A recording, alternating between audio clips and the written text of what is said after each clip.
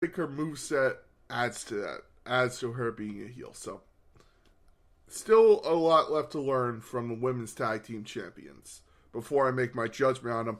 Hopefully, WrestleMania will solidify them as good workers and they can have a great match, but there's still a lot left. That's the best way to describe it.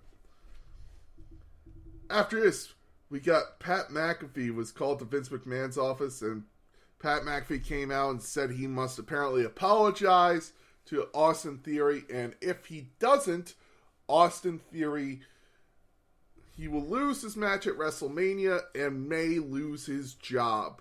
So apparently, Pat McAfee has to come out, and he actually used the word pro wrestling on the mic. He said he turned on the channel when he was a young kid, and he turned it on to a no-name network called the USA Network and became a fan of pro wrestling. So that's a little cool thing.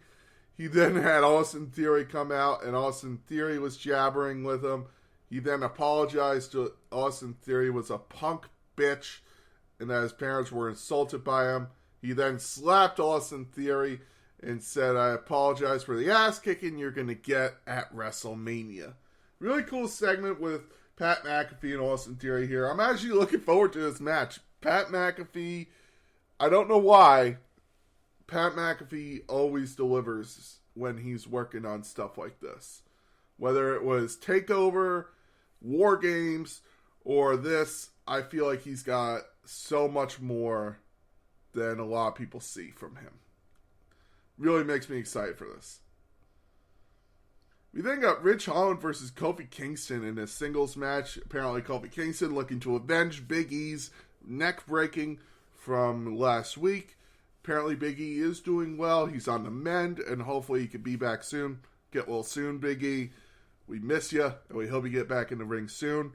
But Kofi Kingston was not able to avenge his fallen brother as he lost to Ridge Holland, and then Pete Dunne, now known as Butch, came in and attacked Kofi Kingston and kind of destroyed all the momentum Kofi Kingston had going into WrestleMania. It makes me wonder what the plan is for this long payoff. It makes me wonder. And then following your main event, we got Charlotte Flair in her hometown of Charlotte, by the way, coming out and having a nice little promo, and she is ready to destroy Ronda Rousey at WrestleMania, and that she will choke Ronda Rousey out with... She first choked Ronda Rousey out with a kendo stick, and she is ready to destroy her. Ronda then came out, and they basically had a brawl. She then choked her with a kendo stick and put Ronda through the table to stand tall in Charlotte and send the crowd home happy that the Queen of North Carolina, Charlotte, North Carolina, or South Carolina, I don't know, stands tall.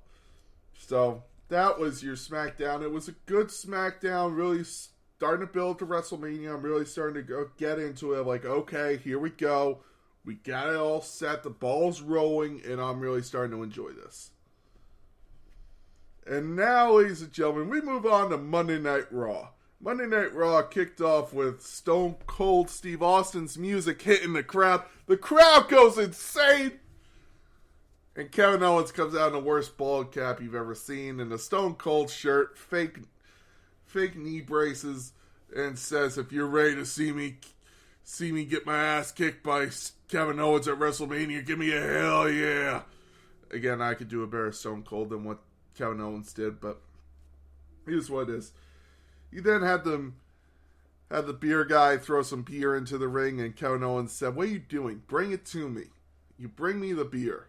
The guy brings him the beer, he hits him with the stunner and pours the beer all over him. He goes to take a drink, but throws it up the ramp, and then the music hits for Stone Cold. And it's a joke. He got us with the Bret Hart. Guys. Ah, man. For those of you who don't remember, Montreal, when Shawn Michaels, I believe, was the on-screen general manager, he pretended that Bret Hart was going to come back. The music hits. He looks to the ramp. No one comes down, and he goes, gotcha. And then the music hits again, and he got us again. So, Kevin Owens pulling to Shawn Michaels and making a joke. Bravo to him, man. Very funny. This was a cool segment to kick off Raw, and I really enjoyed it. I'm really looking forward to Stone Cold and Kevin Owens, man. This is going to be fun. After this, we got... Let me see. We got Seth Rollins trying to hijack a show during a match with the Mysterios versus... Who were they fighting? It never says. The Mysterios versus the Dirty Dogs. Seth Rollins comes out, tries to talk to everybody as Mike keeps cutting out. And he's like, this is bull. What the hell's going on? People are saying this is alluding to Cody turning off his mic. Apparently, nope. Raw was just having some issues with that microphone. So, that sucks. But Seth Rollins still tried to deliver a cool promo, but his mic just kept cutting out. So, shout out to Seth Rollins for trying to work through it. Live TV, ladies and gentlemen, doesn't get much better. After this, he confronted Sonya Deville and Adam Pearce and said Adam is scared and Sonya Deville is not a good general manager. Shit like that, basically. And then Adam Pearce says he'll see what he can do for Seth Rollins in his way to WrestleMania. We then get Dominic and Rey Mysterio defeating Dolph Ziggler and the Dirty Dogs. That match was still going on, by the way. The Dirty Dogs then beat the shit out of Dominic as Miz destroyed Rey Mysterio on the outside and actually stole his mask and dared Logan Paul to show up with the mask, wearing the mask next week on Raw. And a final Raw before WrestleMania, by the way. We are almost there, folks. It's unbelievable. After this, we got an announcement that next week, the Roman Reigns and Brock Lesnar will be on Raw. I feel like Brock Lesnar has been on SmackDown so much more than he's been on Raw, and he's the main champion of Raw. God damn it, we're doing this again, aren't we? It's WrestleMania 33 to SummerSlam after WrestleMania 34 all over again. The champion isn't on Raw. He's on SmackDown. I don't know. So they will both be on Raw next week.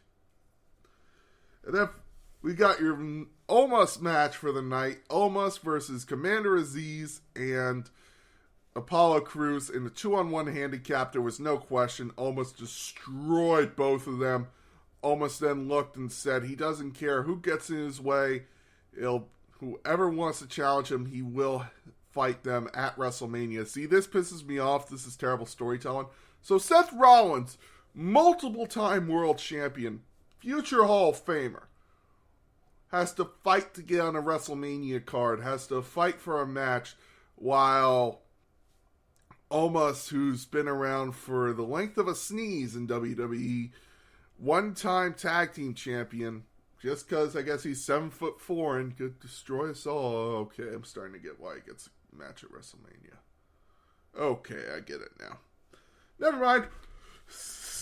No, seriously, it does piss me off because that's poor storytelling. That's really poor storytelling. After this, AJ Styles came out and cut a promo on Edge saying Edge didn't come out because he called out Edge. Edge didn't come out. AJ Styles says he's a coward and that's why he will beat Edge at WrestleMania. Seth Rollins comes out and says maybe AJ should go home and miss WrestleMania. Maybe AJ still needs to work in rehab. And he will be happy to take the bullet for him and end Edge's career and do what he should have done in Hell in a Cell, which is end Edge's career at WrestleMania.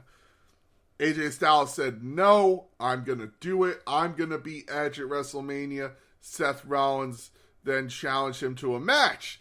If he wins, he will steal AJ's spot at WrestleMania. So I guess we're doing this again. So Deville and Adam Pearce come out and say, you know what? That sounds like a good idea. Where have we seen this before? I don't know. Let's just do it again in the main event. So it was made official. In the main event, it will be AJ Styles versus Seth Rollins. Yeah. We then got Queen Zelina Vega and Carmella in the backstage segment where they teased a little breakup. They got into a fight over Carmella's wedding. Queen Zelina called her an ugly bridezilla. Carmella then tried to beat the shit out of Queen Zelina. They get broken up. And we go to an in-ring match where Live for Brutality comes out to have a match with Natalya and Shayna Baszler. It was a good match, very fun match. Let me make sure Natalya and Shayna Baszler were able to pick up the win, but right after the match, Queen Zelina comes out, hits Liv and Rhea Ripley with her scepter, and then Carmella attacks Natalya and Shayna Baszler on the outside, and then they hug in the ring. I guess there is no tension. It was all a ruse. Gotcha. I can only think of Darth Helmet in Spaceballs. Fooled you. It would have been hilarious if that just played throughout the arena. Fooled you. So Queen Zelina and Carmella are good. They are all good together and they are ready for WrestleMania. After this, we finally get announced the big announcement. Veer is coming to Raw on April 4th. Finally, we don't have to worry about any of those stupid promos anymore. Veer is one more Raw, and Veer is going to be on. Okay, let's see what he can do now. He's going to show up for 2 seconds to get released, isn't he? Anyway, after this, we got Becky Lynch in the ring talking to Bianca Belair, saying, "You didn't mean to damage me, but I meant to injure you." She talked about how she destroyed Bianca's throat, how she would sell her soul to win at WrestleMania, how she's already sold her soul, and that the championship is all that matters. Keeping her baby around her shoulder is all that matters. This is the Becky Lynch we all love to see. She's cutting promos like a knife through butter. She is back to being herself. This isn't even the man. This is Becky Lynch of old when she first became the man. I loved her first heel run. I know it got cheers, but I thought she was a perfect heel. And honestly, when I was thinking of her coming back, I'm saying they should really have her come back as a heel. That would be amazing. But I got proven right. So Becky Lynch cuts her promo. And we are ready for WrestleMania. That's going to be a hell of a match. Apparently, Bianca Belair is out for an undisclosed amount of time, but there is still that hint of Bianca Belair's eyes. She is ready for this match. I guarantee you it's going to be a good one. It's going to steal the fucking show.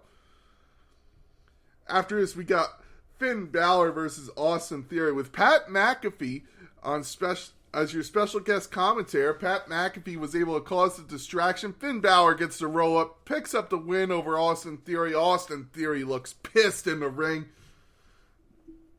Is it weird that Pat McAfee is getting the best build up to his match at WrestleMania? I don't know. We then got Raw Tag Team Champions RK Bro versus the Alpha Academy. RK Bro was able to pick up the win as Riddle hit a Bro Derek on Chad Gable. We then got the Street Profits to come in as Alpha Academy started to attack RK Bro after the match. Street Profits then attack RK Bro and Alpha Academy since it's a triple threat match. Everybody's asking, is Street Profits turning heel? Are Street Profits heel now? I don't think so, but I think they're more tweeners than faces. That's what I'm thinking. We then got a mixed tag team match, which lasted, again, length of a sneeze, of the 24/7 champion Dana Brooke and Reggie versus Tamina and Akira Tozawa. This had a horrible nutshot to Akira. Basically, Tamina took a flying headbutt into Akira's balls. It looked painful. I almost yelled in pain. I'm like, oh! Every guy listening knows that feeling. When you're watching TV or you're watching a movie and you see a guy take a split on something that shouldn't be taking a split on, it hurts like you wouldn't believe. So, guys, that was the feeling I had watching this.